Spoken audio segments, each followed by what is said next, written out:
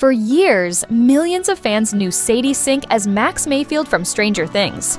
The fearless redhead who fought Vecna, survived Hawkins, and gave us one of the most unforgettable scenes in the entire series. But now, Max has left Hawkins behind, because Sadie Sink has officially entered the Marvel Universe as Jean Grey. And when you look back at her journey, this casting actually makes a surprising amount of sense. Because in a strange way, Max may have been preparing Sadie Sink to play Jean Grey all along. Long before Stranger Things, Sadie Sink was already acting professionally. She performed on Broadway as a child and appeared in productions like Annie. Then, in 2017, everything changed. She joined Stranger Things Season 2 as Max Mayfield. At first, Max was simply the new girl in Hawkins. She skateboarded, played arcade games, and quickly became one of the most independent characters in the group.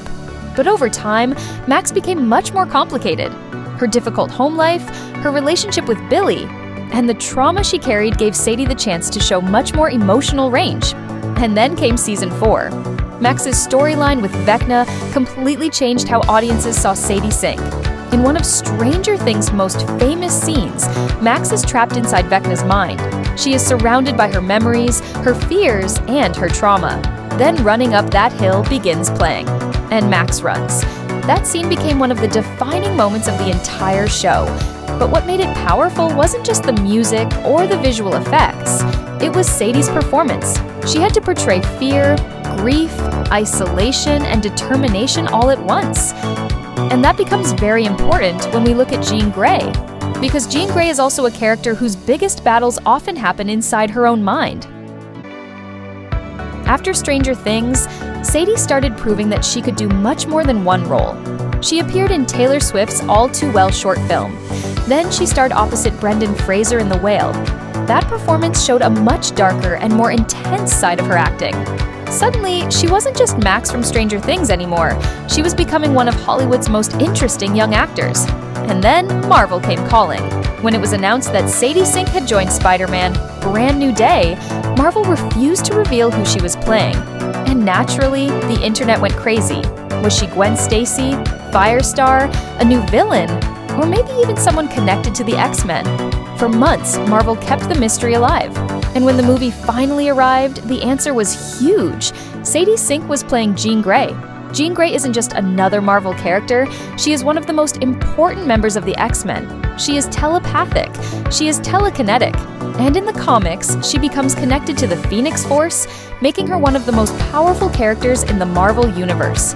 Jean has previously been played by Famke Janssen and Sophie Turner.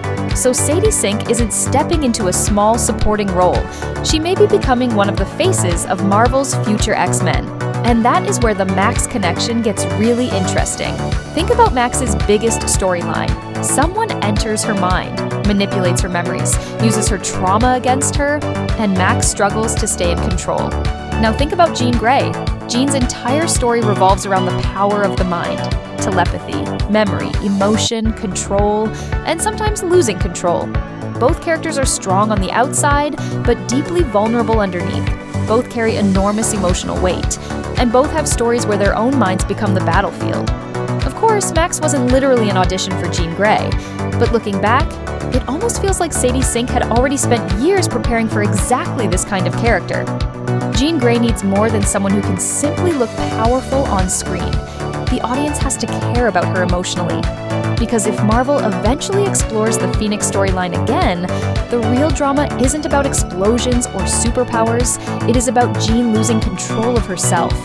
And Sadie has already proven that she can make audiences care deeply about a character who is scared, isolated, and fighting something inside her own mind.